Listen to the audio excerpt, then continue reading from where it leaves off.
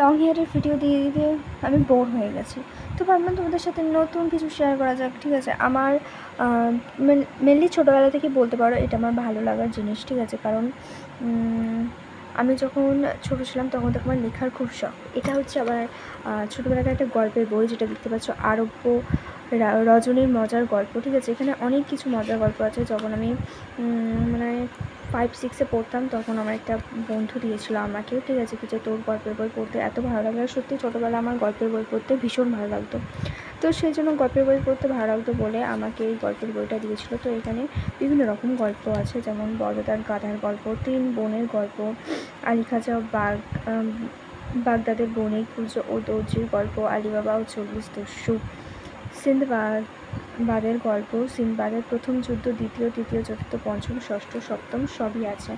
যারা গল্পের বই পড়তে ভালোবাসো বা যারা গল্প বই কিনতে ভালোবাসো তারা আমাকে অবশ্যই কমেন্ট করো। আমার তো এখনও পর্যন্ত মেলা গল্পের বই দেখতে পেলে আমি আগে নেওয়ার জন্য করি, আমার খুব ভালো লাগে। ঠিক আছে, আর ধরো এখন তো সব ফোন হয়েছে, ফোনে ব্যস্ত থাকে, কিন্তু এই গল্পের বইয়ের মতো বই হয় না। কারণ বিয়ের আগে আমার যখন ফোন ছিল না তখন কারেন্ট চলে গেলে আমি গল্পের বই নিয়ে নিজেও পড়তাম আর সবাইকে শোনাতাম। আমার বাবা মাকে বলতাম কি যে ও বাবা তোমরা চুপ করে বসে থাকো, আমি তোমাদের একটা গল্প পড়ে শোনাচ্ছি। তো আমি গল্প পড়তাম, আবার জিজ্ঞাসা করতাম শুনছো তো, আর ওরা শুনছে কি না সেই জন্য আমি জিজ্ঞাসা করতাম কিছু কী বললাম বলো তো। তো যাই হোক, তো সেই জন্য দেখো আমার মেনলি ভালো লাগে কি যে আমি যখন বসে থাকি, ঠিক আছে, আমার ফ্রি টাইমগুলোতে আমি খুব লিখতে ভালোবাসি। আর এটা হচ্ছে আমার লেখারে।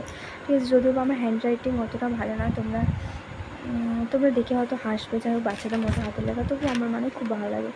তো এখানে নেট থেকে আমি লিখেছিলাম দেখে হনুমান চালিশা। ঠিক আছে, অনেক বড় মন্ত্র, তো এটা যারা মুখস্থ করবে তাদের খুবই ভালো। ঠিক আছে, তো দেখো এটা আমার হাতের লেখা। আমি যখন ফ্রি টাইমে থাকি আমার লিখতে প্রচুর পরিমাণে ভালো লাগে, তো সেই জন্য আমি লিখেছি। তো এই গল্পটা লিখছি আমি 3 বোনের গল্প, যেটা দেখে লিখছি হ্যান্ড রাইটিং।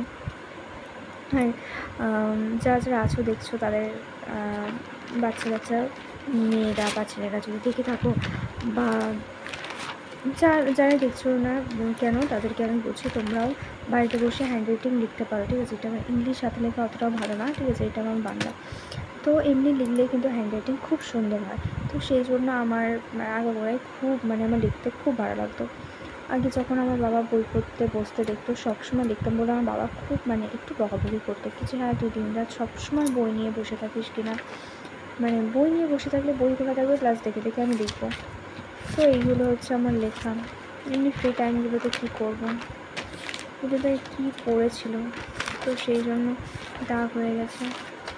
তো দেখো আমার সমস্ত লেখা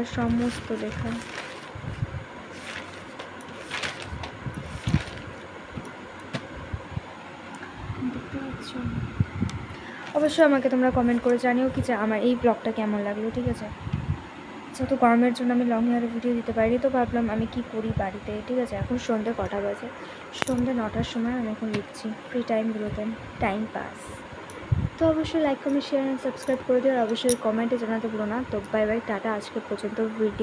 আজকের এই পর্যন্তই ভিডিও থাকলো, তো বাই বাই।